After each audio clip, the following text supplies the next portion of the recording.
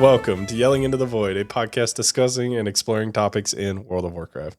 I'm Tevin. I'm joined by Scott. This week, again, another episode where I'm recording sick, so apologies for that. But it's all right, because all we're doing is talking about a bunch of shit we've already talked about, right, Scott? So it's fine. True. I think. Wait, sort of. All right, well, first things first. We did say this is going to be a retro episode. We said the next episode's also going to be a retro episode. We said that last week. You did. That being said, there is a couple of things that I think Scott wants to get off of his chest, and we'll probably cover those things first. So again, in the absence of a ton of news around the game right now, unless you want us to cover specifically like TBC Classic shit for the fourth time. I don't.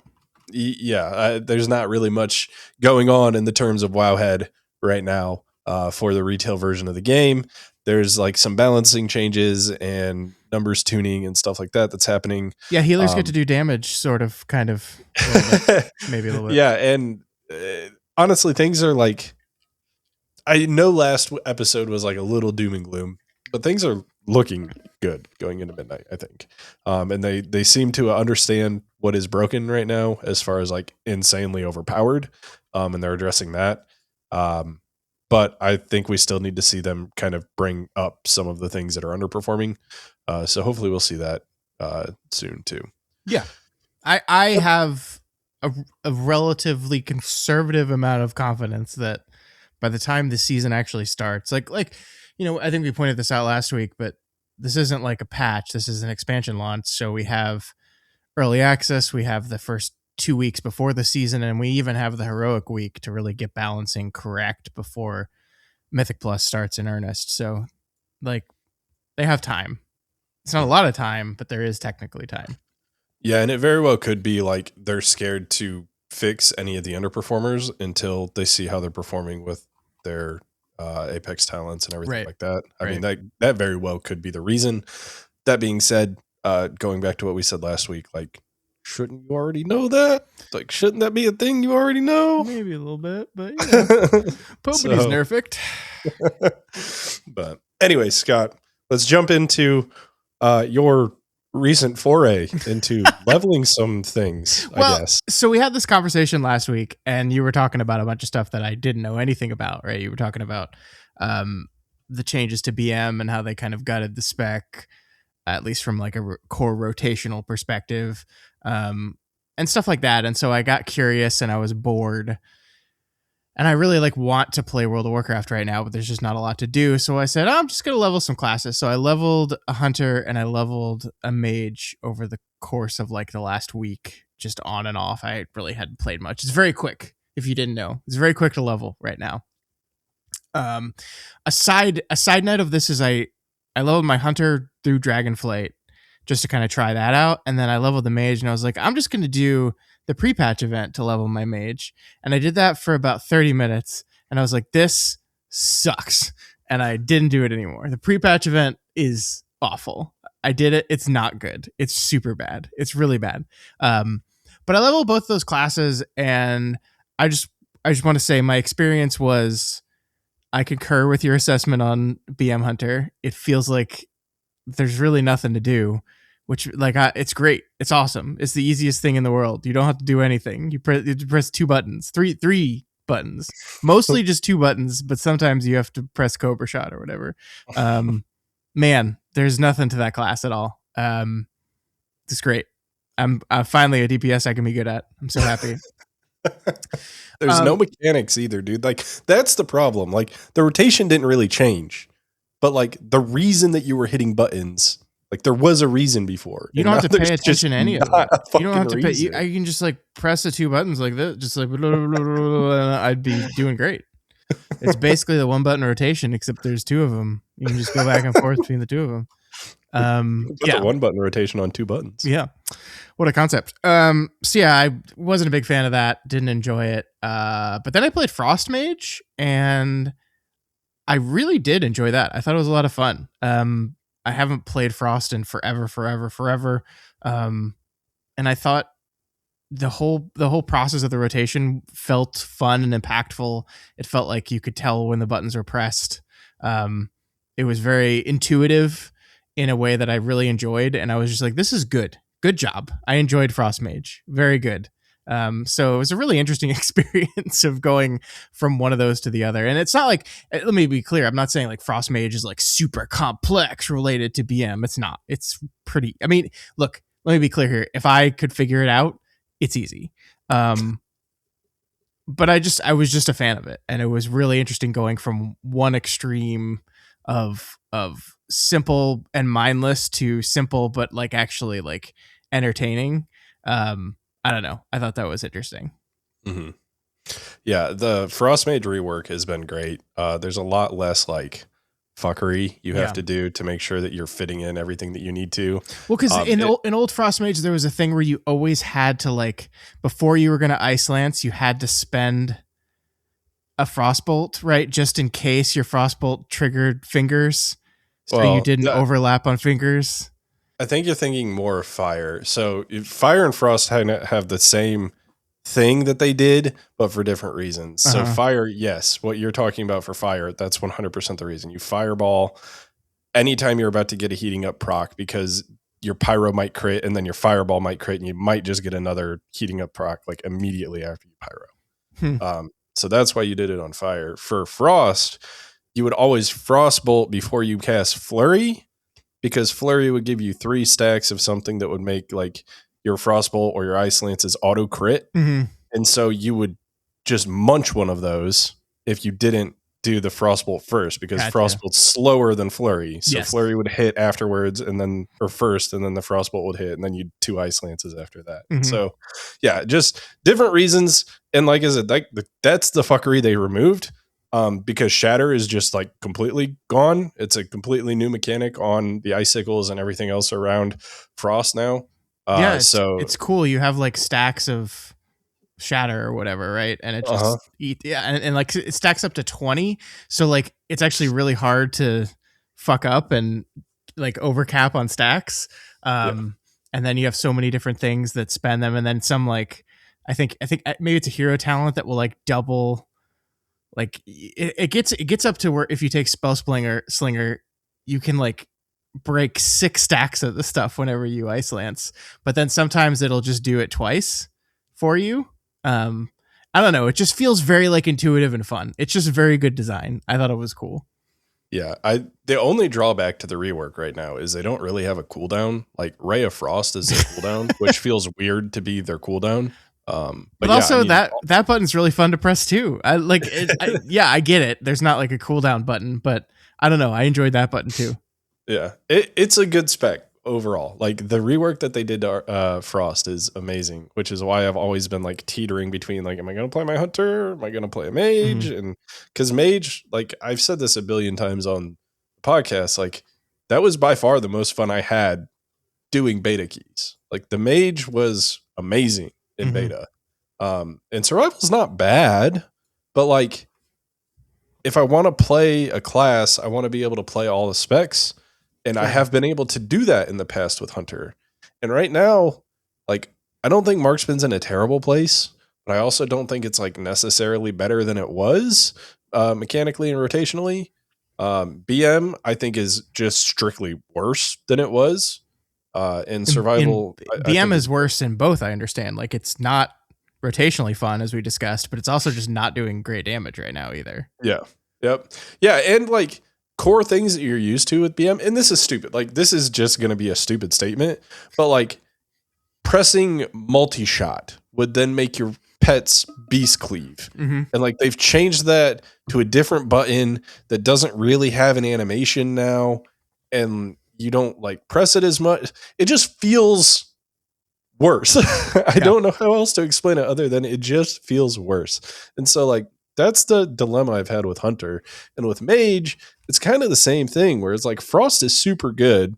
Fire has been like back and forth on how it feels after all the changes. And to my knowledge, Arcane is doing well, but I don't know the like sentiment on how it's playing, because from what I read from people who like main Arcane and shit like that, like their talents are in a shit spot right now, and it feels off. Yeah, my understanding is like Fire Mage with Pyroblast, Arcane Mage was not pressing arcane missiles, which seems like an oversight. Yeah. Now, there was a big tuning patch that came out late last week. That's what did all the big healer damage buff. I didn't read any of the DPS stuff, so I don't know if they fixed any of the stuff. I'm assuming they did, but I don't actually know. Yeah, I haven't actually deep dived into the patch notes yet because I saw that survival wasn't touched, which is currently what I'm planning on taking into midnight. Mm-hmm.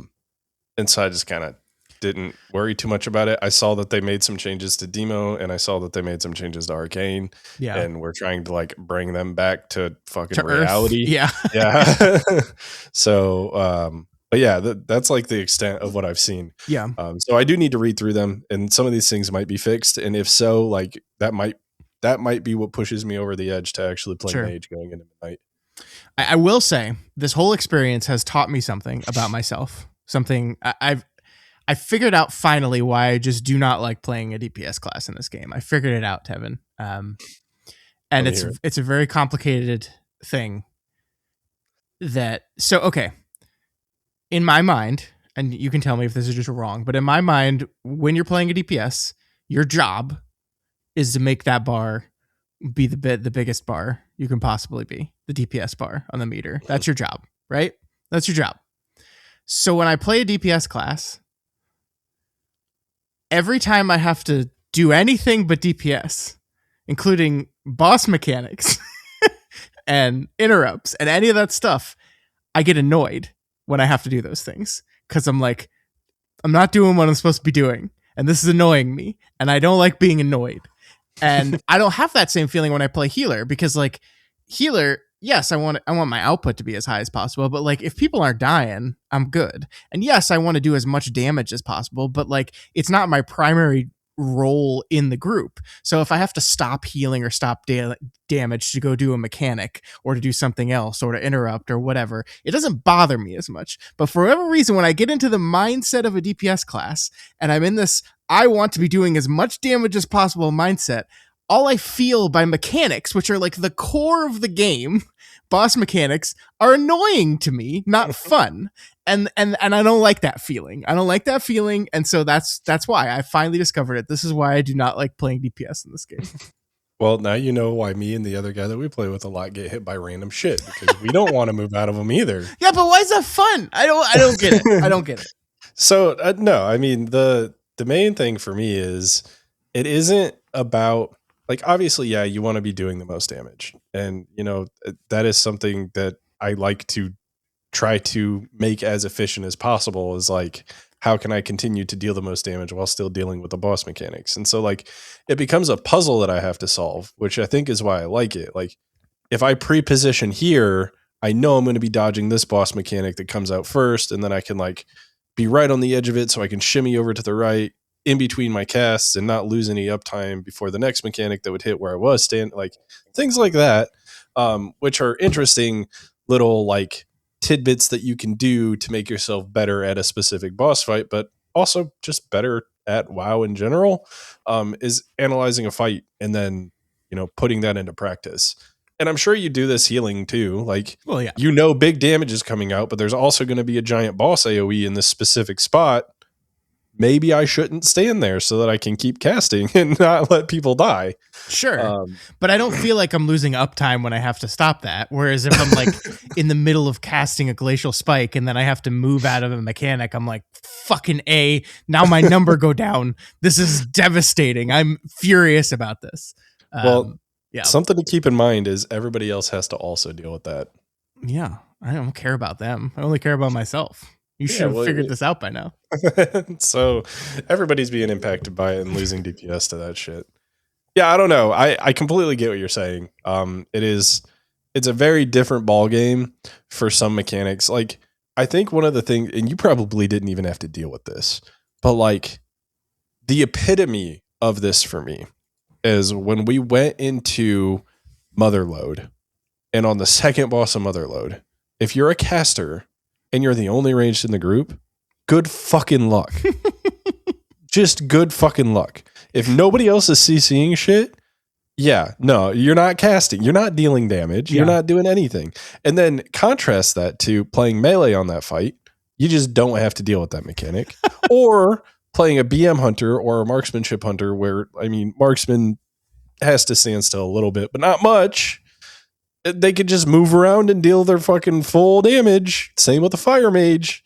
It like things like that are very skewed one way or another, and I could see that turning somebody off. Like if I went in, my first dungeon ever was a mother load. I'm playing a destruction warlock, and I'm the only caster and only ranged in the group, and I get fucking picked every single time on that boss, and I can't cast a single chaos bolt. Yeah, I'm gonna be pissed off, and that might be the straw that breaks the camel's back for me to continue doing Mythic Plus, because fuck ever dealing with that again. Yeah, so just channel that feeling, and that's me every time I play a DPS. Just like that's that constant feeling of God damn it. You want me to kick? No, I have to. That global is for damage. Yeah, no, I get it. I 100% get it. I think that it is. This happens with tanks too, right? Like if tanks are like, I need to grab everything, but they're spawning in 5 million different locations, and now I'm having to go run over there and grab them, and I'm getting hit in the back. Like there are things that are just annoying to you in a boss fight based on your role. Yeah. And I think that for some things, it gets pretty exacerbated. Yeah, I mean, the difference with tank, though, if like with DPS, if you do that, you're just like, oh, my damage is lower. With tank, it's, oh, I'm fucking dead. And so is everyone else. Yeah. I don't know. So fair enough. Fair enough criticism. It's just not something you enjoy. Yeah, I mean, I'm very happy that I figured it out now, and I feel like I'm going to be able to better deal with it. And so in the rare occasion that I have to switch to DPS, where we have like one of our friends is also playing healer, and we all want to key together, I feel like I'm just gonna I'm going through my therapy now. And I will now that I've diagnosed the problem, I can begin to deal with it in my way. So yeah, we'll see how that goes. That's all right. Just play BM, and you can move out of everything and still deal damage. I don't think I'm going to do that. I'm confidently say that I'm not going to get a lot of use out of this level 80 hunter I just created. All right, Scott. We need to jump in to the retrospective of The War Within. The War Within. Part 1. Yeah. So I guess let's kick this off with you did a little bit of the like story in a nutshell shit. I think we should talk about what that experience was like before we actually go talk about the whole story, because I think there were some things that were like fairly significant that were left out in that based on what you were saying. Well, so yeah, for people that don't know, they added this new thing, and I don't know if this was a midnight pre-patch thing or if it came out before that. I don't remember, but they added like a new feature in the War Within called the Story So Far.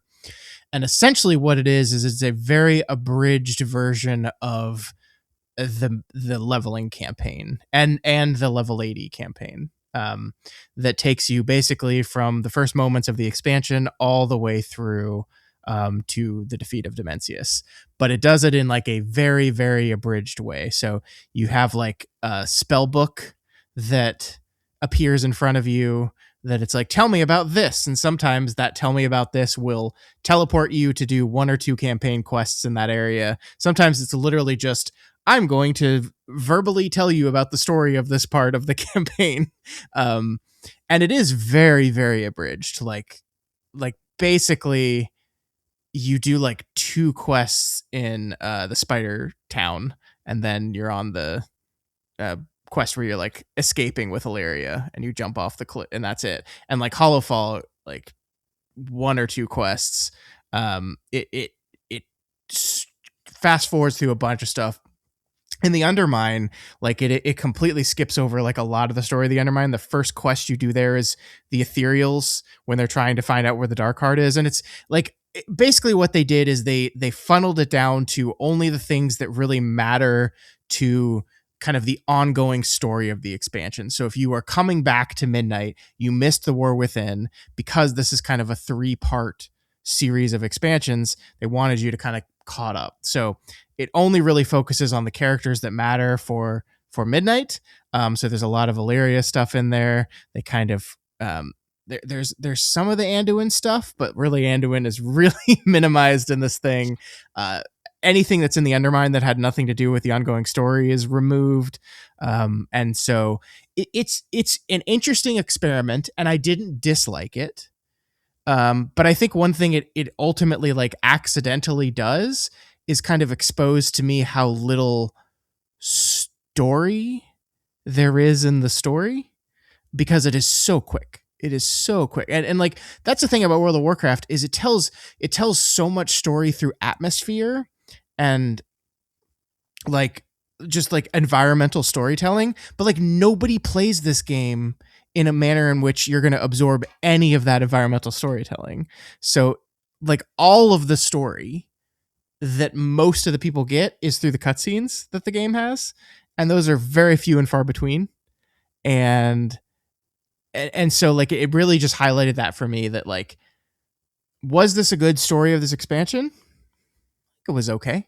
But like a lot of the best story elements and a lot of the best moments, and I was thinking about this a lot in relation to that stupid argument that people were having over the last 2 weeks, is like, is World of Warcraft too Disney now? Has been too Disney-fied? Just a dumb argument. But like, I think if you only look at certain parts of the game and don't look at other parts of the game and like the environments and the sad, depressing, dark stories that are this world is filled with, you don't see any of that. And this catch-up thing really highlighted that for me in a way that I hadn't considered before.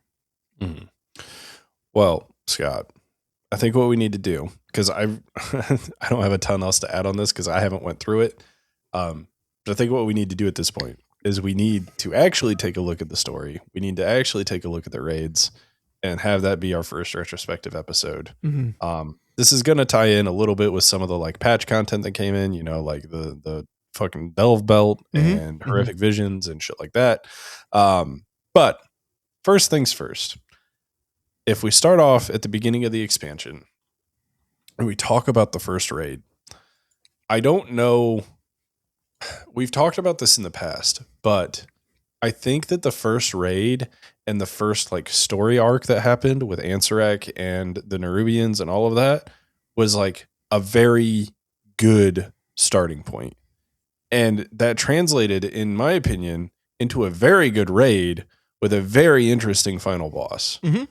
And so I think that Nurubar Palace might be one of my favorite raids from the expansion.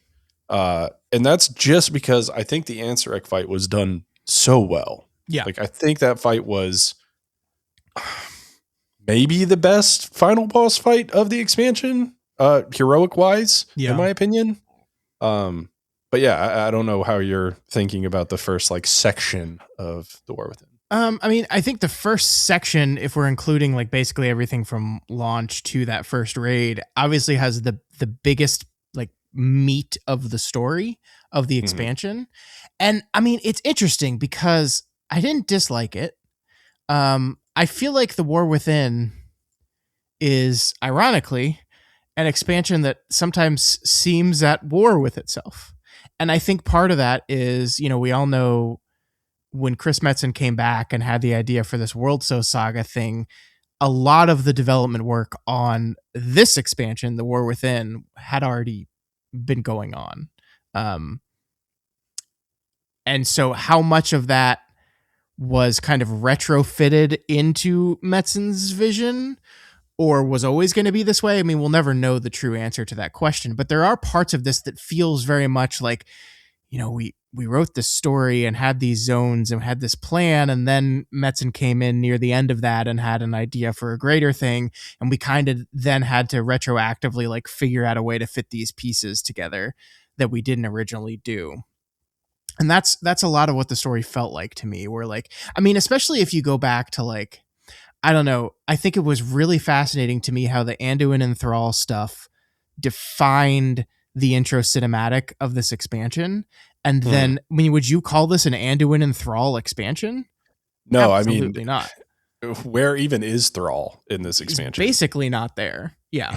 And so like there are weird parts of it to me that feel like, we had already gone so far down this road and then we switched lanes a little bit, but we had to keep all that past stuff. And it makes a story that feels just a little disjointed to me. thematics that don't really come together cross the expansion to me. And that's not like the worst thing in the world. Like I said, like neither you or I play this game for the story, but I do think we play this game for like the lore. Well, that's not right. We play the game for the feeling of it, and the story and the world are parts of that feeling and parts of setting up. Like we are the type of players where, do we necessarily care about the history of every single boss we're fighting in the raid? No, but we still do need the grounds laid for us. Like, why are we here? Who are these people, and why do we need to stop them? And that was pretty effective overall. I liked Narrowbar Palace. I just want to say, like, at the top here, this was such a weird expansion for me personally, because like the expansion, I was also having a war within. Where I did not have a normal season this expansion at all. Yeah. The first season I was a tank. The second season I ended up, for personal reasons outside of the game, having to quit like a week into the season for an entire month and a half. And then the third season I did not have a guild going into the launch of the season. I was not able to play with any of my friends during the progression period of the season. I found another group to play with. That didn't really work out. And so like every single season was something weird and abnormal for me, but a different weird and abnormal thing. And so I want to be careful here as we dive into this in detail, like to separate the quality of the content itself from the shit that I was dealing with, which is independent of the quality of the content. You know what I mean? Yeah, I completely understand. I do like question for you though. Like if we are talking about everything leading up to Narrowbar Palace, I completely agree with what you're saying, where like it does feel a little bit disjointed and everything like that.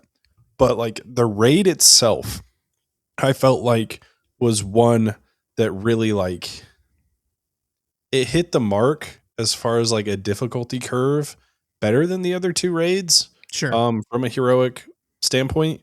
And I felt like most of the bosses in that raid were like they kind of made sense as far as like what we were doing, why we were killing them. Yeah. And I think that Ansarek had the most grandiose of a final boss. I mean, outside of Dimensius, like the visuals for Dimensius were way better than Ansarek. Yeah. But I think as far as like being a final boss goes, I think Ansarek did a very good job of that. Yeah, no, she was like, great. The problem that I have with this raid, and I don't know if you feel the same, because I don't know if you really like experienced it too much, since we mainly did heroic, and then I went and did mythic like the first four. Maybe. Yeah, you were 4 of 8, I'm pretty sure. Yeah. Anyways, I did the first 4 of mythic with a different guild, and it felt off a little bit as far as like what we needed to do difficulty curve wise, which is completely contrasting what I just said, where like this one had the best difficulty curve, because like it was still kind of fucked up. Like the first 4 bosses were fine, and then it was a ginormous wall to try and kill the 5th boss. Yeah. No matter what way you went, whether you went the egg boss that I can't remember his fucking name yet, or if you went Kaiveza, it was a massive Ovanax. Yeah, Ovanax. Yeah. Massive wall. Massive, like the biggest fucking brick wall I think we've seen in a raid in a very long time. Yeah. After the 4th boss. Well, and so it's so funny that their response to that difficulty curve was just, oh, we made the 4th boss too easy. And then the next 2 raids, they made the 4th boss like impossibly hard. Yeah. They just moved the wall up. So I don't know. That was my biggest complaint with this raid. Mm-hmm. I also think Ovanax was a mid fight, but all ad fights, in my opinion, are mid fights. Yeah, so, I did not like that fight. No, I thought the raid was good. Like I said, I experienced it as a tank, which I think is a completely different experience to the way I normally do it. And I mean, the thing about tanking raids, if you're just doing heroic, is once you have even a little bit of gear, um, you don't have anything to do. You taunt swap on the like literally me and my co-tank just started like having DPS competitions where we were like, all right, on this one, I'm not going to press any defensive buttons whatsoever.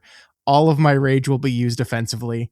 That's all I'm going to do, and we'll see how much damage we could do. And hey, I got some pretty good parses that season, um, because there was nothing else to do. But I enjoyed the raid. I think one thing, maybe stepping back again to the story at large, I agree with you that this raid, from a story lore perspective, was well done and well put together, and I liked the characters and I liked everything it did. A hypothesis I have is that everything in the opening part of The War Within was left the way it originally was, except that they put Xalatath in it. That's my hypothesis, actually. That, we had this idea about the Nerubians kind of breaking free and attacking the rest of the places, and so they're like the final boss of the expansion. Maybe they found some power source related to the Radiant Echo that has nothing to do with Xalatath or the Void or anything, right? And then there's like the Undermine portion of it was completely just like, well, then we're gonna dive even deeper and down, and we're gonna find the Undermine, and then we'll do the stuff with the goblins, and like I think the third season, the Dementia stuff, the ethereal stuff, is probably the only one that was like, okay, now that we've gone this new direction, this World Soul Saga direction, that was the added portion to it. Everything else feels like you could rip Xalatath out of it and change stuff from voidy stuff to other stuff, and you wouldn't have to change too much, actually. Yeah, I agree. So it makes me wonder, moving on from like season one, or we can go back and we can talk a little bit more about the raid when we're comparing them all, but moving on from season one and going into season two with the goblins, do you think that this was just a fun interjection that they needed? Like, they needed something to tie the two things that they knew they wanted together, and they're like, oh, goblin, everybody loves goblins, this is going to be a great time. And they just kind of like, we have Gallywix, and he can be the one who like causes these two things to become intertwined. And yeah, I feel like that's kind of the state of what season two was, because being honest with you, season two was my favorite season thematically. I don't think that anybody like who has listened to the podcast would say otherwise. Season two was amazing thematically. I loved the raid, and there was a lot going on that, in my opinion, was super good there. But I do think, with what you were just saying, like, that was nothing more than just something to give a bow tie to the two things that we knew we wanted, and there was no way to like really intermingle them initially. Yeah, I mean the connecting tissue between the Xalatath stuff and the Goblin stuff is that, oh, the Darkheart got damaged, and so Xalatath brought it to Gallywix to fix it. Huh? Yeah. What? Yeah. Literally, it sounds like someone in a meeting is like, "Oh, goblins, they like fix stuff, right? So like maybe the Darkhearts, maybe this ancient, powerful lore magic item, they could just, I don't know, like do goblin-y things to it." You're like, huh? What? So, but no, I think what a larger point to be brought here is like, do we need our expansions to have A to B to C storyline threading through everything, or is it okay that there is like a story that is defining like the leveling experience, the campaign, that early part of the expansion, culminating into that first raid, and then we go to different stories? Because like in some versions of World of Warcraft, that's what's happened. And other versions of World of Warcraft, it is definitely like a story continuing through each patch and each raid that is building to a climactic finish. That seems to be the way they usually default. But I think there should be room, and maybe it's the mid-season raid now. We have these 3 seasons that's like definitive the way it works now. Maybe it is always the second season that is just like the offshoot one, that is the Undermine one. And maybe we just allow it, instead of like trying to come up with this contrived way that it links to the greater story. Maybe we just allow this to be like a one-off departure. And it even can relate like tangentially, like, oh, something set in motion something that now we have this other completely independent problem we have to deal with before we begin working on the main problem again. Yeah.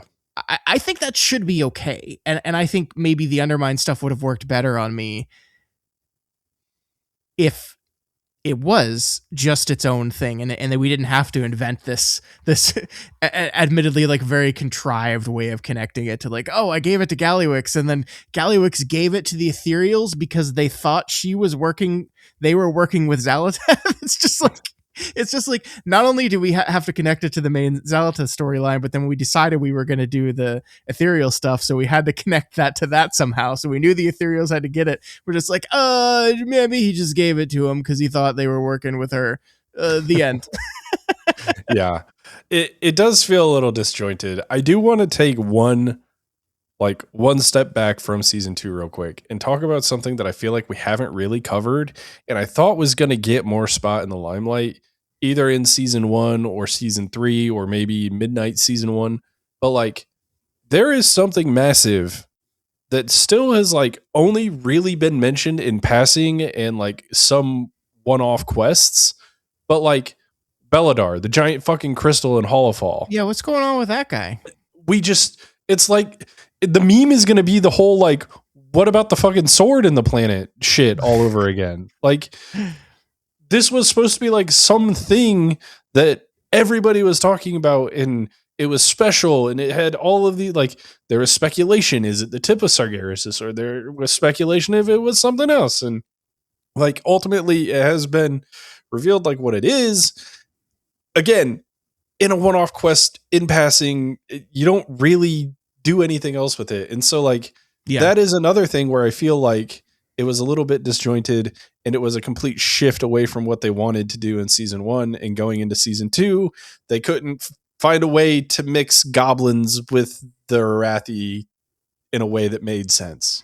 It did feel like that should have played a larger part of the central story of the expansion than it actually did, because it's such a, you're right, it's like an iconic, like it's a much more iconic thing than the Nerubian city. Mm-hmm.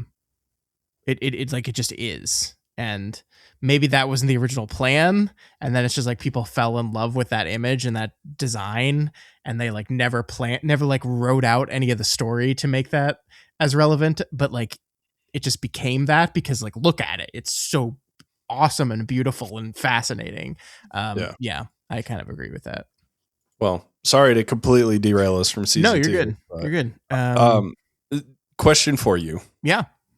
Talking about season 2, and we probably should have done this with season 1, but I think it's more important with season 2 because we had a lot of systems that came in that were goblin themed in season 2. And like, how did those land? How do we feel about them?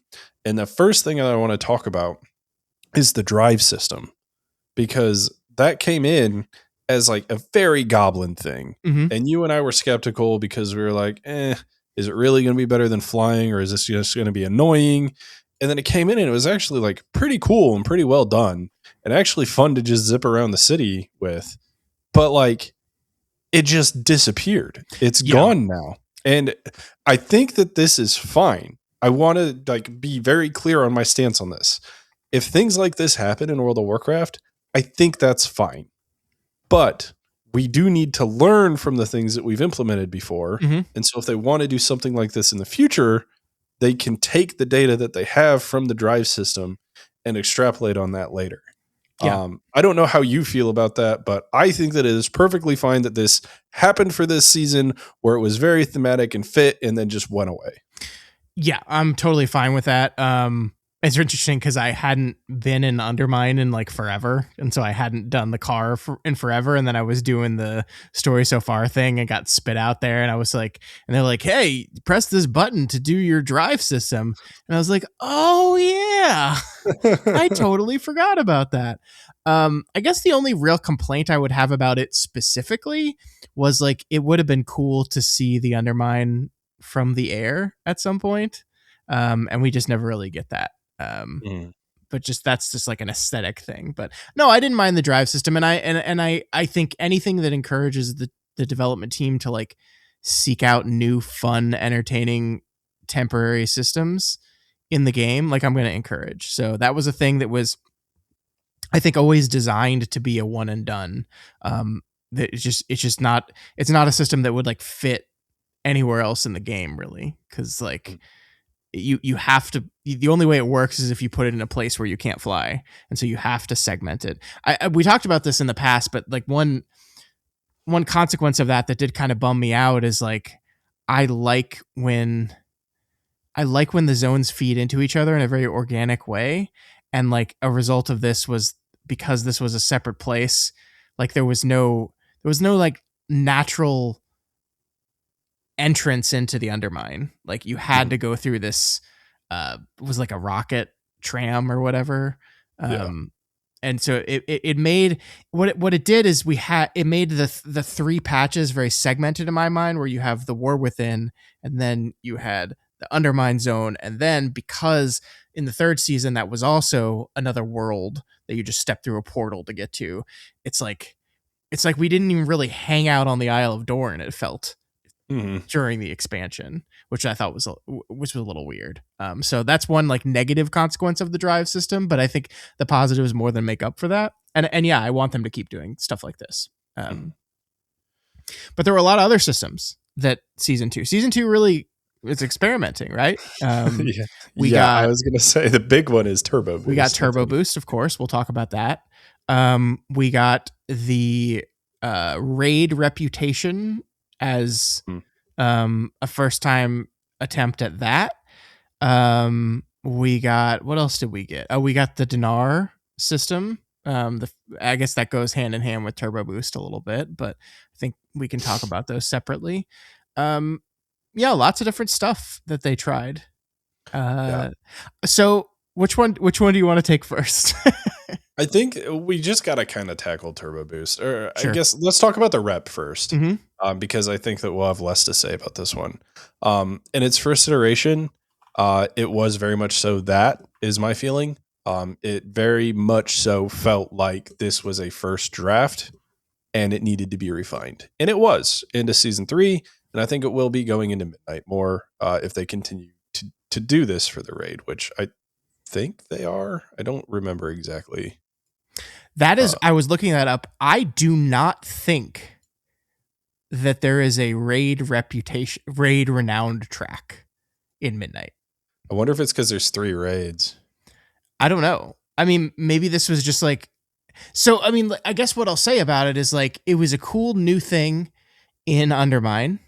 They brought it back in Mana Forge, and I thought it felt proportionately less cool and new and interesting. But okay, whatever. And maybe now they're just like, we're gonna figure out different ways of doing this, because like, originally this was like a way to solve a problem, right? They wanted to do the thing where slowly over time you gain more percentage to health, to damage and healing, in order to like buff the raid to help it, because gear progression alone by itself was not going to do that. So they wanted to do that. And in the past, they had done it very artificially. Like I think in Narrowbor Palace, it was like, wasn't it like you did a quest? Yeah, Like, as a weekly quest. yeah. And so this is their attempt to introduce a new system. And then like, anytime you can always tell when they've come up with a new idea, because they're like really excited about it. They're like, oh yeah, we can do it like a renowned thing. And then we can throw all these other things in here, like battle res, like free resurrections, like all these cool new things. And they had all these fun ideas, and they just kind of threw everything at it. They threw it all at the wall. And they had a fun idea. And then they brought it back in the next raid, and it was like, well, and they scaled back a lot of it. They scaled Yeah. back quite a bit of it. They reduced the number of total renown levels, which I'm fine with, because I did think it was a bit long and Undermine. But then like all the fun, cool stuff, they kind of pulled back a little bit. Um, and yeah, now it seems like, at least unless I'm wrong, like it's just not there in the next Mhm. expansion. So I my problem with the iteration that they had in Undermine, I think, stems solely from how many renowned track levels there were. yeah, Because like you had to continue raiding far past when the majority of guilds would have gotten AOTC yeah, to cap that thing out. And to do that, like you put a fairly cool mount behind it. Which again, I'm not saying everything in the game that I need to obtain, because that's just not the way that I see this. But it just felt odd that the majority of guilds probably would have gotten AOTC somewhere around the like renown, I don't know, 12, 15 ish hmm level. And then you had to get to 40. You had to get to 40 or 30 or I some think it was crazy. 20, but What? I thought the season 3 one was 20. season 3 one's 15. I'm pretty sure. Okay. Well, that makes me feel a lot better, because I was just completely misremembering that then. And I guess I'm conflating that with the actual reputation renowns, maybe, I because think those go up higher, don't I they? think you're still, yeah. I think you're still right though. It was too long of a track. It took too long to get to the end of it. My biggest complaint, and longtime listeners will recognize this complaint, but the catch up mechanic on this system was not clear, and I still don't understand it. Frankly, I still don't understand it in Manaforge either. Um, like because like in my mind, if you are behind, you should be able to catch up. Yeah. And it didn't seem like it let you do that. Like if you're 2 weeks behind, if you run the raid multiple times, you should be able to catch up to where you are at. But it didn't seem like it let you do that, and I didn't understand it. And it was a little weird. So Mhm. The other major hiccup that I think the first iteration of this had, while it had cool things in it, I felt like you got those things too late. Like I felt like the things that you should have gotten should have been front loaded more, if that makes any sense. Like the white protection thing, like that was cool, but why wasn't that earlier in the track? yeah, and also I mean the like we had this conversation when they first announced this. So let's just bring it back again. Like that's a cool, fun idea for a quality of life feature in a raid that you could maybe argue should just exist independent of having to earn it through doing the raid a bunch of times. Like what like like maybe that's why they ultimately pulled stuff out like that, because it just like shines a light on the quality of life stuff that maybe should just exist in your game in the first place, right? Yeah. um I just checked, by the way. Yeah, Galagio Loyalty Rewards Club goes to 20, and Okay. Manaforge Vandals goes to 15. 15. Okay.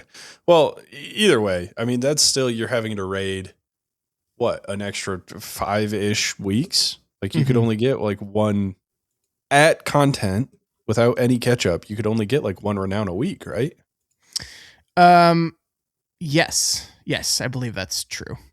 And then I still don't understand, like, if you're behind like 3 weeks, at least in Undermine, you couldn't get 3 weeks worth of renown in that 1 week. You'd only get like one extra week's worth. It was just weird. It was weird in a way that I did like that. I mean, and arguably that is the problem with the system, is that it is very unclear to a layperson, like how much does what gives me renowned? How much does it give me? When do I know when I have not gotten any more renowned, or I am unable to get any more renowned for the week or whatever? Like that is just very unclear. And if they're going to continue with something like this, I hope they work on the clarity of that a little bit. One thing we did complain about in Undermine is that the actual renowned track for this was not visible via the renowned tracks bar. They have fixed that. They fixed that with the Manaforge Vandals, and then they retroactively fixed that with the Undermine one as well. I am looking right now. I logged into the game and I am looking at the renowned tracks for Midnight. There are 4, and I believe all of these 4 are just the 4 basic. Yeah, these are just the 4 basic renowns that come in every expansion. They're usually 4, one for each zone. Of the factions that you have to level up. And so I do Mhm. not see a 5th specific to the raid. So yeah, it seems like that's just gone. I am curious how we then like earn our damage and healing buffs for the raid. Maybe Then it'll be a weekly quest. Maybe it'll just be arbitrary like it was in the past where they're like, hey, by the way, we nerfed the raid yeah, 5% or whatever it possibly. is. This is one of those things that I wish like, and I know we've talked about this in the past. I'll say it again. Like sometimes I wish they talk about stuff like this with us. In that I just want to know like, okay, we've decided to move away from this raid renown track idea. Why? Mhm. And I'm not saying like I'm not demanding to know why because I think it was a good idea and you should keep doing it. I'm just curious like what goes through their minds from a development, like what did they feel didn't work about it to the point where they're like, we feel like the best iteration of this idea is to move completely away from it and do something completely different, right? Yeah. I wonder what the straw of that camel's back was you know what I mean? Like Yeah. what was the thing that finally made them go, now we're just not going to do this at all in the next expansion? Yeah. I almost wonder if people like just didn't care. Yeah. Like, I mean, that's definitely the boat that I was in. Like, at one point, I realized I'm probably not finishing this thing, so I just don't care. And Yeah, moved on with my life. I never finished either of them. I am 11 out of 15 with the Maniforge Vandals, and I am 13 out of 20 with the Glacio Loyalty Rewards Club. Yeah. I think that if they're going to do these things, what needs to happen is like, it needs to be, and this is going to be a thing that they're never going to be able to actually fix. But the ideal scenario for this is you hit max loyalty right at about the time the majority of guilds would get AOTC for heroic, I think. Sure. And again, that they're never going to be able to do that perfectly because this thing is inherently giving you more power as you go on.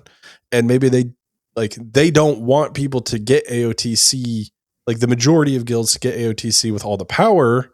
They want the majority of guilds to get it prior to that. And then this is just like a catch up for people who are behind or whatever. Yeah.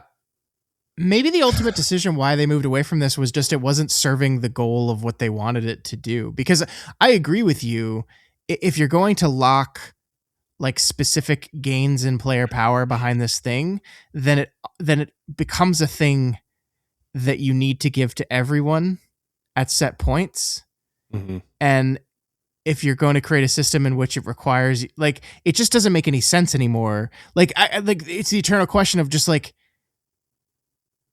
if the only actual use of it from a like power perspective is just like every 3 weeks or every 2 weeks you're gonna get 3% extra power and healing, why not just do that, right? Mm-hmm. Why not just do like what ICC did and just have a buff that do that? Why paint this thing on top of it that essentially serves to do nothing except for try to add some like lore reason for why that damage is going up, but it doesn't really make any sense and it's more confusing that it is not.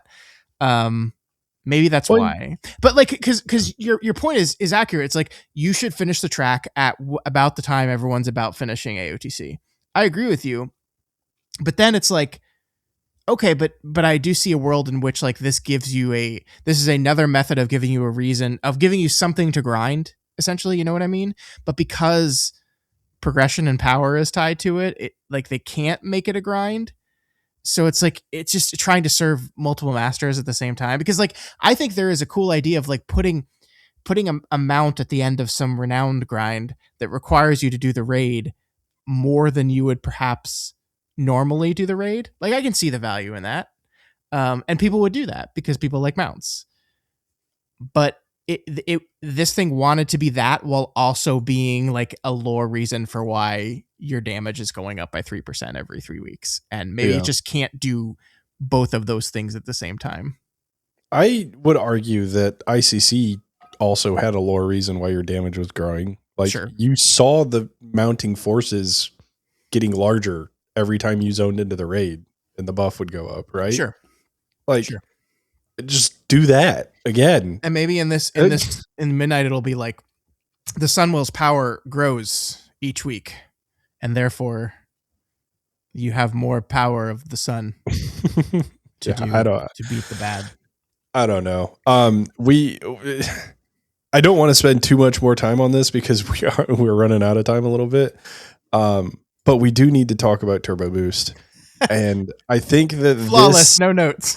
this like season 2 Turbo Boost, I equate this pretty akin to the first Faded season. So like Faded in Shadowlands, where it's like this was dropped on us. Nobody knew it was coming. It was new. It was something that was inventive that they had never done before. And it was interesting. It was cool. It got people to come back to play the game. And like, I think that's why it was good. Yeah. And then when they decide to continue it again, and we've talked about this in the past, into season 3, it lost a lot of that novelty, just like Faded lost a lot of the novelty when we knew it was coming as a replacement going into, the next expansion and everything like that. So I don't know really what to say about Turbo Boost in season 2, because I think as a whole, by and large, Turbo Boost was a success in season 2, and it made sense and it was thematic. And again, like all of those things kind of matter when we're talking about a game that is built in a world that has 20 plus years of lore in itself, and then another however many years of lore from Warcraft and Warcraft 2 and Warcraft 3. Yeah. And so like that has to play a role in some of the decisions that are made. Sure. But yeah, I don't know. What are your feelings on Turbo Boost from season 2 specifically? Yeah, I mean, I think there are systems in this game that should be a one and done. We talked about Drive. And then there are systems in this game that can be evergreen. And I think the developers of this game have really focused on these evergreen systems, and they've used the word evergreen a lot when talking about this game, and it's understandable. It is efficient as far as development time if you are spending time and money developing a thing that you get to use again and again and again versus spending time and money to develop a thing that you get to use once and then no more. It also like it comforts people that are scared of the idea of AP or these kind of borrowed power systems that everyone like got terrified by. But I think Turbo Boost is a perfect example of a thing that should have just been a one and done. I think it was a fun idea. It was novel because it was new and exciting, and it was a surprise. And like we logged in one day and pulled up Wowhead, and we're like, what? We're gonna get all this power suddenly in 2 weeks? And like I remember being like making the calculations of like, okay, this is how many crests I'm gonna need to grind this week in order to max everything so we could go push some higher level keys now that we have all this additional gear. Like I remember being excited about that. And it was also, I mean, we'll talk about the dinar system in a bit, but it is connected to that, and that being in it. It was exciting and new and wow, what a fun idea. I never thought of that before. But yeah, I mean, like it should have been just that. The second you make it a thing that you do every time, it loses all its novelty. It becomes just part of any season. And the second it becomes the season, yeah, like it takes people, and it's like, okay, well, here you can play, but then you could play with more power here. Yeah. And so like it does this weird segmentation when you know it's happening. Yep. And it's just like like we said, like we talked about when they talked about the raids, I understand they're always constantly looking for ways to draw people back to the game in between seasons, and they are kind of handicapped by their money and time to develop stuff. All this stuff takes time. They are trying for these faster cadences, but I think we can all agree the cadence they have right now is probably the fastest they could possibly do, and is arguably still too fast for what they do, because we talked last week about the bugs and the balancing issues and the things like that. So they can't just keep creating new content at the pace that they want to, and so they have to come up with these kind of, we'll call them artificial stopgaps or new things to drum up interest that have, by their very nature, limited development time, and Turbo Boost is like the perfect solution for that, right? Like, what do you have to, from a development standpoint? What do you have to do? Nothing. You just go in to the whatever modifier has 6 out of 6, and you change one of the sixes to an 8. Boom, you're done. You did it, and that's it. Yeah. So it's an elegant solution to a problem, but it is not a evergreen solution to the problem. I think that's what we've learned, and hopefully, I think that's what Blizzard's learned as well. Yeah, I mean, we're really gonna have to see on what they plan to do for this going into the war or midnight. Mhm. We've speculated that this like mid-season raid and shit like that is going to completely potentially remove Turbo Boost. I do want to like. I don't think that there's much else to really say about Turbo Boost in season 2. I think you can tell Scott and I both liked it going into season 2 Mhm. because it was new, it was sprung on us, it wasn't something that we were expecting. And this is kind of how. So Dinars go hand in hand with this. And we knew Dinars were coming. Like we knew Dinars were going to be a thing from the very beginning of season 2. We just didn't know how. Mhm. So initially we thought that they were going to be a part of this rep track because they were. Yep. And then that was removed and it just seemingly seemed like Dinars just disappeared. And there was almost no comment on that until one day they're like, Dinars aren't going anywhere. They're being implemented in a different way and they're going to come out at a different time. And that was all we got. Mhm. And then they came out with Turbo Boost and they were this like half-assed version of what Dinars were. And they had this like weird, like almost rewarded people for doing normal, but punished people for doing heroic because you couldn't get the mythic track shit from the raid. But if you only did normal, you could get the hero track shit. Like a very weird implementation of Dinars when you think back to what the fundamental implementation of Dinars was in the first Fated season, Mhm. where you could just get what you wanted and it was just that. It was the highest item level of that version of the thing that you could get. Mhm. And then going into Dragonflight, you kind of had the same thing in that Fated season where you just got the piece at the highest level. Oh, kind of. And then you could do things with it. You So could, like, I mean, like in Dragonflight Faded season, you could get it to the highest level. Like you had to correct. sink a lot of crests into it, but you could do it. Mm-hmm. Um, I just feel like that's what it should have been again. yeah. Like it should have been its own track. And you start at the bottom if you get a normal piece, or you start like a third the way through if you get it at heroic, or you just get the completed item, or I guess 2/3 of the way, and then you have to use crest to upgrade it again. Yeah. If you get mythic, and I just feel like that's what it should have been, and I feel like this version of Dinars was half-assed from the beginning. Because they didn't know how they wanted to introduce it. And they thought about Turbo Boost and they're like, oh, we'll add it to Turbo Boost. And then they didn't really know how to solve the problem of like, how do we reward people for doing higher level content? And then they ultimately kind of settled on a solution that it helped. It was fine for mythic graders. They didn't have to think about it. Mhm. It was good for people doing normal.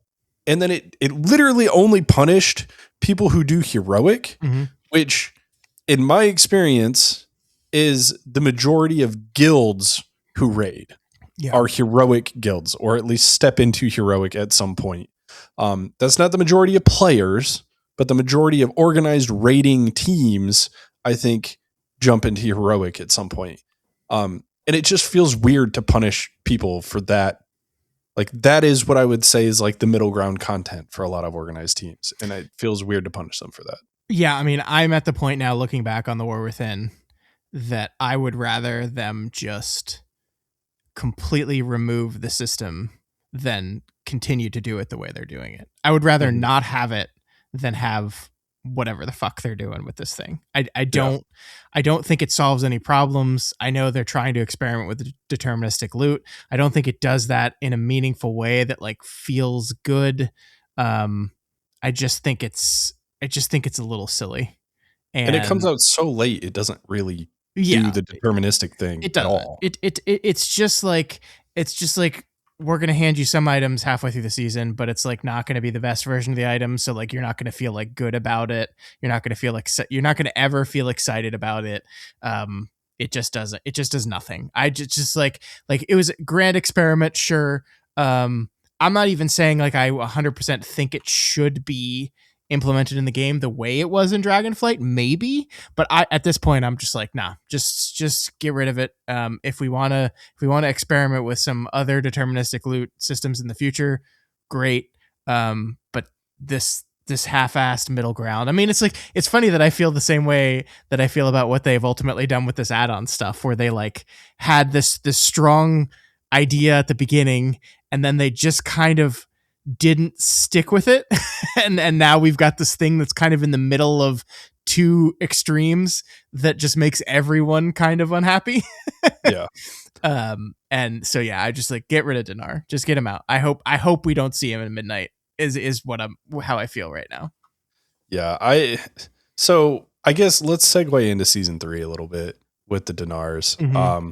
Because lo and behold, going into season 3 and the way that Dinars were handled is more or less the same as it was in season 2. There were minor changes. Yeah, it is worse. There were minor changes that ultimately made it worse. But yeah. I like, there's not much else to say about it because 100% I agree with you. Like, if this is the iteration of the system that we're going to get, I'd rather not have it. Mm-hmm. And rather not devs spend time doing it and just not have it at all. Yeah. Like, if we had the Fated season from Dragonflight, if we had those versions of Dinars, I think they would fit a lot better. Because for anybody who doesn't remember, the Fated season in Dragonflight, essentially you got this like curio, I think is what it was called. Mm-hmm. And you went and you turned it in and you could get any of the raid drops from any of the raids because it was Fated season. So obviously all of the raids were available at like rotating timers and yada, yada, yada. But even if we did it for one raid, you can turn it in for anything you wanted from that raid. And then it was on its own track. Mm-hmm. It was this special track where it just went. It had something stupid like 18 levels or 16 levels or that sounds 12 right. Levels. I don't remember what it was. It was a lot. It basically took you through every, like if you had like a champion piece all the way up to its myth version. And so if they had that version of Dinars, I think people would be a lot happier. Maybe. Yeah.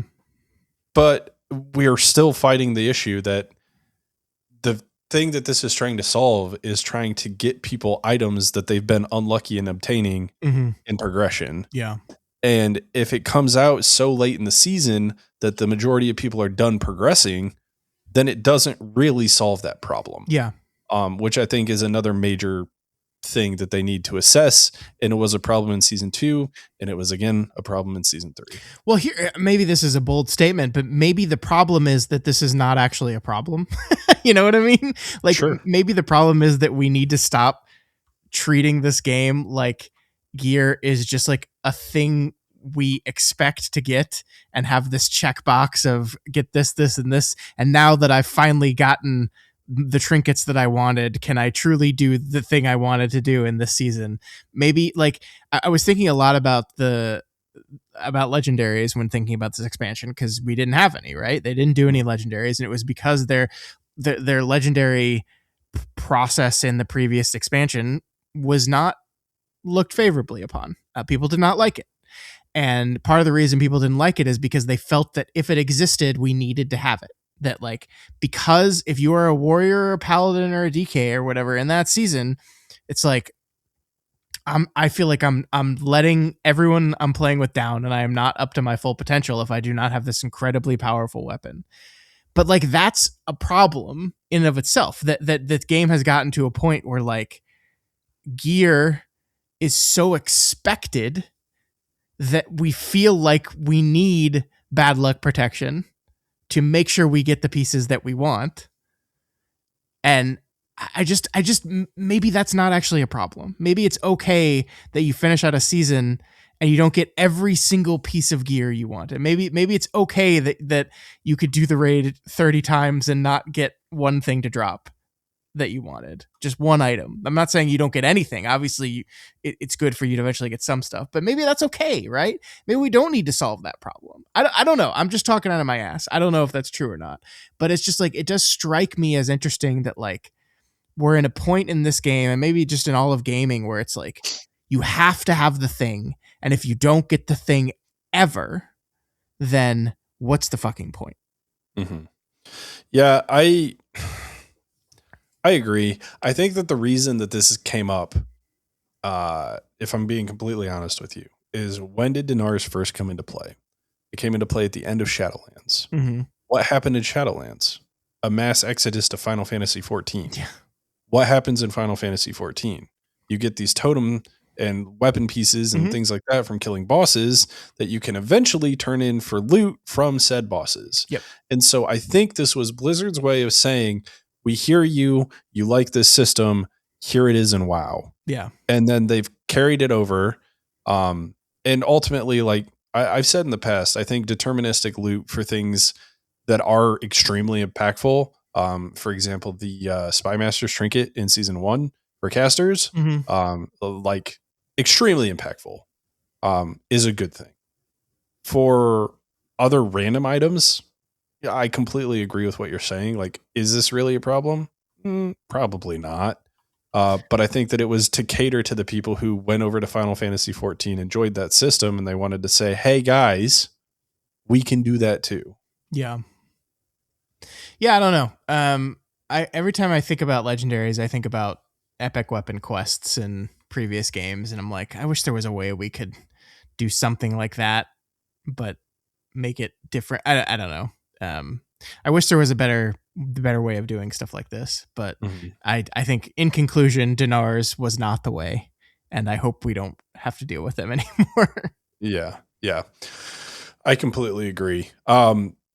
Furthermore, on Season 3, and we haven't even talked about any of the borrowed powers yet. Maybe that we'll save that for next week. Like the fucking, what was the ring called? The Annulet? That was the one from Dragonflight. Dragonflight. It was the Cersei's circlet, and then the overcharged belt of delves, and then the Reshi wrap, and then the Rishi, Rishi wraps. Well, anyways, we can cover those later, because going into Season 3, I feel really weird about this season, because I think thematically, raid wise specifically, they killed it as far as like a final boss fight and like visuals go. Yeah. Oh, for sure. But I think that Dimensius, and we didn't even talk really about the raid for Season 2. I think you and I have went over this in the past. Like, we liked the raid because of the theming of goblins, and like they had really well thought out bosses. Yeah. And what really made that raid fall flat for us was we were raiding in a small group, and they didn't really have like small group thought out mechanics for the final two bosses. Muggsy on 10 man sucks. That on top of Muggsy just like being significantly harder than Gallywix on Mythic was interesting. For Heroic, I don't think that holds as much water. But on Mythic, it was very much so. Yeah. But yeah, going into Season 3, I think they killed the thematics. They killed the visuals for Dimensius. But the rest of this raid, I don't know if you agree or not. And maybe I'm just a fucking hater, but like the rest of this raid visually and like the bosses we were fighting, like was a nothing burger. Like it was like the final two bosses were like these grandiose spectacles. And then the rest of the raid was just like, yeah. That's really how I feel about the Season 3 raid. And like, that's doubly stained by the fact that Dimensius was a good fight to prog on because his hardest phase was phase 1. Mm-hmm. But you don't have this like build up into something getting more and more complex and more grandiose, and like it doesn't feel like the power is climbing as you go into the fight. It feels like it's declining, which feels weird when you see Dimensius become fucking massive after the first phase. So yeah, I think this raid had issues. Like I said, the final two bosses, I think they killed it. Yeah. thematically and visually. And the rest of the raid was just kind of there for me. Yeah, I mean, I'm pulling up the list of bosses to remind myself of these ones now, and it's like Soulbinder Nazrindi is like a non-entity. Like, might as well. I don't even know what that fight is. Lumathar, I thought Araz was cool, to a certain extent. I thought the Demon Hunter boss kind of sucked. Like that was so the Demon Hunter boss was the most for me. We have this idea to do this new Demon Hunter spec, and we want to put a preview of it into the game. So we like just threw this random Demon Hunter fight in the middle of this raid. And I'm like, wait, what are these guys doing here? Why are we fighting them? What's going on here? It's just like, and maybe that's why they called it the optional boss. Cause they were like, lore wise, I don't know. And they just like didn't bother. Yeah. Uh, Optional. Fractalus was one of the ones that I was like most disappointed with because like looking at it and seeing like the preview of it and everything, I was like, oh, this is a cool, fun idea. And then in execution, it just kind of sucks. So I agree with you. Like I thought Nexus King was a great fight. I had a lot of fun progging that fight. And I thought Dimensius was very fun and visually awesome. But yeah, I mean, like that's putting a lot of weight on just 2 of 8 bosses, essentially. Yeah. My biggest problem with Fractalus is it felt like a first boss. Yeah. Like it was way too fucking late in the raid to have the mechanics that it had. Mm-hmm. Like that should have been like where Lumathar was or something like that. Yeah. It did not fit its position in the raid at all. And then do we even mention the fucking optional part of this? Like that was so stupid. I still don't know what it means. I still don't know what it means. Optional, but we're going to put everybody's biz boots behind it. And also it's just kind of in your way going to the next boss anyways. It drops tier and your biz boots. And it's just right there in front of the next, like it just, I feel like someone like didn't proofread a message where they said it was optional. And then it was like too late at that point. But yeah, no, there's absolutely nothing optional about that boss. And I don't know why they called it that. I don't know what all it dropped. I know for a fact it dropped the boots. I don't. It dropped the drop boots. tier? It did. It dropped tier. Yes. It doesn't make any fucking sense, man. It's Well, anyways, that was weird. And that's the other thing. So that's the other thing. Like the thing about to kind of pull it back to Dinar for just a second. The thing about like really awesome like BIS gear and RNG is that it makes it very exciting when you get the thing, right? And the flip side of that is it makes it very frustrating when you don't get the thing. But the positive side of that is it's very exciting. Oh shit, my awesome BIS boots dropped. That's awesome. But like, because we knew Turbo Boost was going to happen and because we knew Dinar was going to be put in Turbo Boost, like I was just like never really excited to do that boss because I was just like, I'll get my boots. I'll get them when Turbo Boost comes out. It's no big deal. And that just, I think, does kind of sap something out, some level of excitement out of raiding in the game where you don't know, is this going to be the night I get the thing? Maybe not, maybe yes. And it just kind of rips that completely out of the game. Mm-hmm. Yeah, I completely agree. So as far as systems go in season 3, we didn't have a ton of new things that they introduced. To the point where I'm like sitting here thinking, and I probably should have went and done research before this episode, but like, did we have anything new? You could like phase shift. Okay. So outside of the zone, phase diving. You didn't like phase diving? Speaking of, I still am confused by that whole fucking system because you can just right click the buff off and leave it, but they had specific places where you could also exit. So like the whole system still confuses the hell out of me. Don't right click the buff, man. Just don't do it. Yeah, I don't know. Season 3 was a bit of a weird one for me. Like I said, I loved the visuals and what they did. Like the Dimensius fight, while I criticize it because it doesn't feel like it's growing in power, What they did do was make it a fun fight to progress, Mhm. because it felt like you got over that first hurdle, and then like what you were wiping on afterwards didn't feel as complicated, and therefore like you're spending less time getting deep into the fight and then having to reset, and then getting deep into the fight and then having to reset. But like, I ask myself, is that a good thing? Like, Right. I don't know that that's necessarily a good thing, because you want the final boss fight to feel epic. Like, this Yeah. is the final boss of the War Within, and it is a massive boss, and they did these amazing things with the visuals in phase 2 specifically that just like make this a spectacle. And it's easier than it was in phase 1, where for all intents and purposes visually all you're doing is hitting the guy.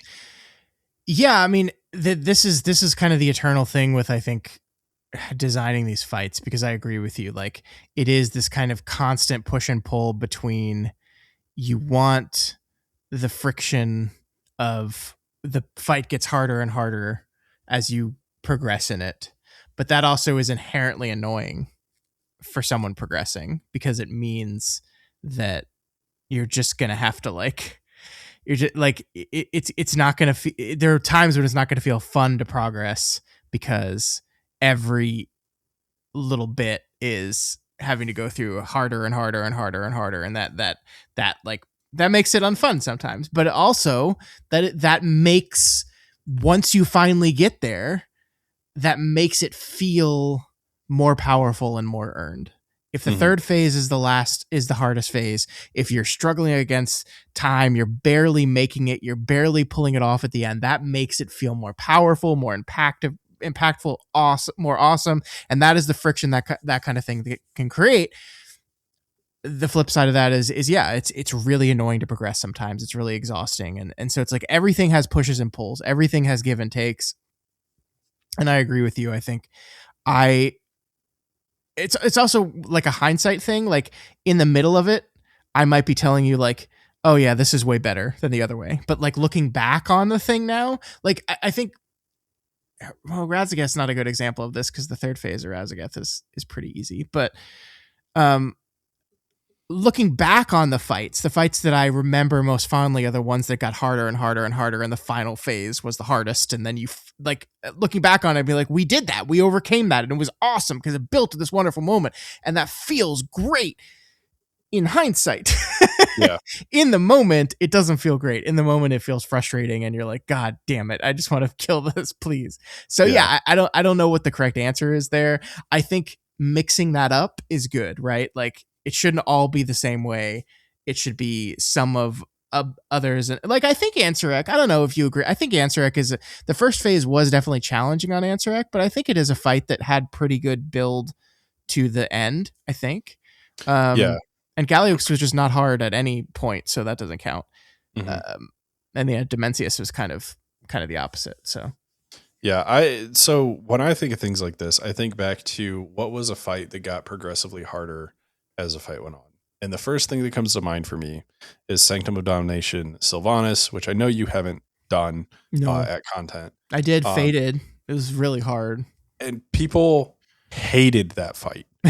And I ask myself, like, why did people hate that fight? Well, in the middle of it, it was just like this long drawn out ad phase that was on a timer.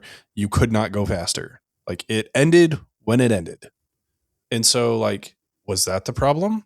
Or was the problem that it was a 15-minute boss fight? Like, was the problem inherently that it was harder to progress every stage of the fight? Or was it because you knew going into it, wiping it 10 minutes, you have another 10 minutes just to get back to where you just wiped? Like, that. Yeah. Which, it sounds like I'm saying the same thing. I guess what I'm trying to say is, like, is fight length really the issue and not the place in which you're wiping? Yeah. Yeah, so. And you're always hitting a moving target too, because every single person has different levels of tolerance of that, right? So like, there are some people that like just like play ridiculously hard games, and they are completely fine with, like, it's the people that do ultimates in Final Fantasy. Like, ultimates in Final Fantasy are essentially what we're talking about, right? Where it's just like every single part of the fight is hard, and it gets harder and harder over the course of the fight, and it's also a very long fight. And there are people that have no problems, and they have the most fun in the world progressing on these fights.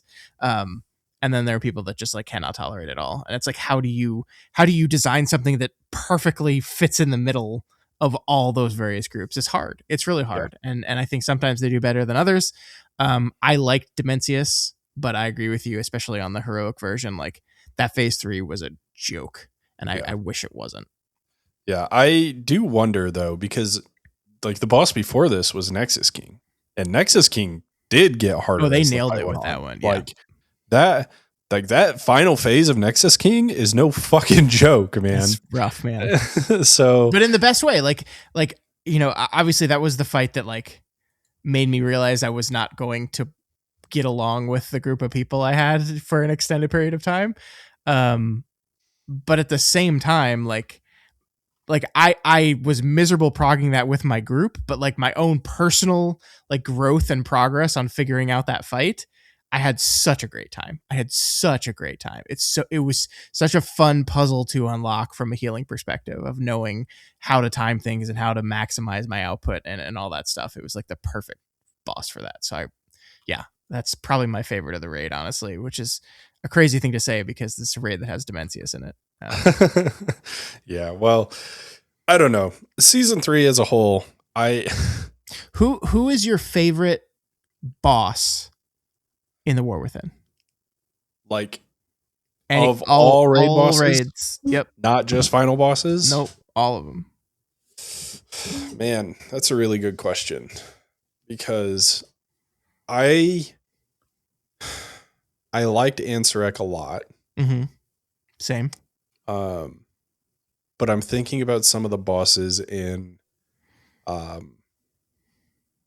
Liberation of Undermine, and I think that some of those bosses get the tip over Ansarek just because they are not only fun bosses, but they also nail the thematics a lot more. Yeah. And so like I'm thinking of like the slot machine boss. Yeah. Like, One-Armed Bandit. Yeah. Yeah, I loved that boss. I actually really liked the conveyor belt boss. Not a popular opinion, but yeah, I feel you. Just for the reason of you, it was one of the only times where I think WoW really tipped the hat to Final Fantasy rating, because that boss was the exact same every single time. Mm-hmm. The only thing that changed is who got the drills that needed to run. Like everything else was the same in the same spots on the same timer every single time you did that fight. Sure. And I actually really like the fights where it's like this dance you need to learn, and then you perfect it eventually. Mm-hmm. And then you start doing it faster, and then you skip mechanics. And like, I like that. The fight itself, yeah, I don't really like the forced movement shit. Like that was annoying. But yeah, I don't know. I would say my favorite fight of the War Within would probably be either One-Armed Bandit or Nexus King. And then I would say like thematic wise, visuals, Dimensius is probably number one. Sure. Yeah, I think those are good answers. I actually, when we weren't struggling with stupid comp size stuff, I actually really liked Muggsy as a boss. Sure. I thought that was a very fun fight, outside of all the complaints we've made. So that would probably be on my list as well. But I think for me, it's Salhadar for sure. Sure. Yeah. It was a good fight. And the end is just like absolute chaos. And then you finally like figure out the chaos. And I don't know. It was just good. Yeah, I do love those fights where like the first time you see a phase, you're like, how the fuck are we going to do this? And then the satisfaction of doing the fuck. Mm-hmm. Yeah. The only thing that I would say is the only downside that Nexus King had for me is I just felt like it was in a raid that was meh as far as thematics go. Sure. Up until the final two bosses. And like, yeah, sure, they brought it around. But I think that's why I more fondly think of the bosses in Liberation, because like that whole raid was tied together extremely well. Yeah. And like every boss made sense where it was, and the thematics for goblins, like everything about the theming of that raid was better than the other two raids combined. my Yeah. opinion. No, I So, agree with you. And sometimes I just kind of like the parts that are like the one offshoots, like the goblins. Like for example, we don't know, but we are reasonably confident that the season 2 raid in Midnight is going to be troll themed. mhm. And like I don't know how much that's going to tie in to like the overarching like themes and storyline of Midnight, but I'm actually like super excited for that because like I love trolls. I love the troll aesthetic. I love troll like raids and dungeons. I've always really liked those. So like I'm really excited about that, and it's not because of like how it's going to relate to the story or anything. Yeah. Yeah, I completely agree. But I do think you've got a solid pick for number one boss. I do. Visually, what was your favorite boss?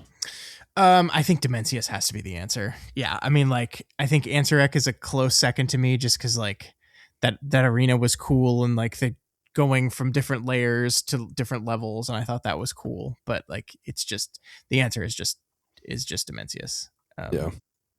That second phase is just so like the first time you do it is just jaw dropping. It's so cool. It's a great way of introducing flying to stuff like this without like making it super annoying.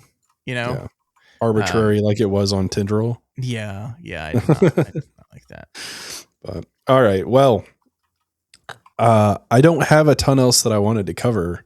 And we're running up on time, but I do think that we need to kind of give this like reflect on what your favorite season was. Mhm. I think my favorite season, like I said, was season 2. And for the reasons that I've stated so far, but I haven't heard what was your, and I know you had things going on every season, but what was your favorite season from what you got to experience? I mean, I guess like of the three, season 2 reflected the most normal of my seasons. It's where I had the most fun with Mythic Plus. Like I did my Heal Team 6 ID. I didn't quite finish it, but that's mostly because I started so late and I literally just ran out of time with that. Um, so like I really enjoyed. I know we're not talking about Mythic Plus this week. We'll save that for next week, but the raid was really good and I got to play with people I liked. So that helped. And I was Mhm. doing the role I am most comfortable with and I enjoy the most. So that helped. So yeah, I think season 2 was just my favorite of the expansion. Good. All the way around. Yeah. Well, is there anything else I'm missing before we wrap up? I mean, I guess we're saving the main event for next week, which is our talk about the War Within and Delves, the most important piece of content added I to didn't the even think expansion. about delves. Yeah, those Yeah, probably you're need to always be brought forgetting up. our mole people, and it's really disrespectful. And they've actually reached out to me personally and said Tevin's being mean to us, and he needs to stop. And I I'm the promised one who's normally nice to them. What are you talking I don't about? think that's true. Yeah, I do apologize. I know there are a decent amount of people who are listening who do like delves because you guys have commented about it. I think we Um, can link it into the Mythic Plus part of the conversation. I will say, like maybe not for you and me, but just in general, like resounding success. yeah, I Delves. agree. I do think there are problems that they still haven't solved, and I think are still going to be problems. Um, but I don't think those problems outweigh the good that this has done for the people who enjoy it. Mm-hmm. And even though it's not content for me, I am thoroughly over the moon that they were able to add something to the game that is, for lack of a better, like it is an end game pillar at this point for some Mm-hmm. people. Yeah. And the fact that they kind of like seamlessly fit that in there, and they've refined it a little bit now, but it's in a very good spot now. I Yeah. do think that that's very good. And I doubly on that, we haven't really talked about these about like we mentioned them once in an episode, maybe here and there, but the delve bosses, the like question mark shit, the like Mm-hmm. one off bosses that you can do, I think have also been a resounding success. Yeah. I think it gives people something to do in a time where they don't have a ton of things to do in the early game, even though that's not when you're meant to be fighting them.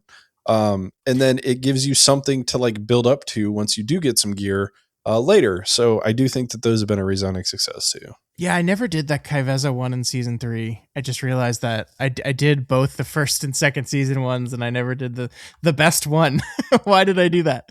I think it's really cool because you can see their philosophy kind of shift over the course of the expansion. Like this was having these like end game delve bosses and what it was in season 1 versus what it was in season 2 and what it eventually became in the last season, which is, you know, I like I said, I haven't done it, but I've watched enough people do it. It is the best version of this idea, the coolest version of this idea, and I'm very happy to see them. Not only they're going to like, this is one of those, you know, we said some systems are not meant to be evergreen, some are, and this is just one of those things that like was a great idea.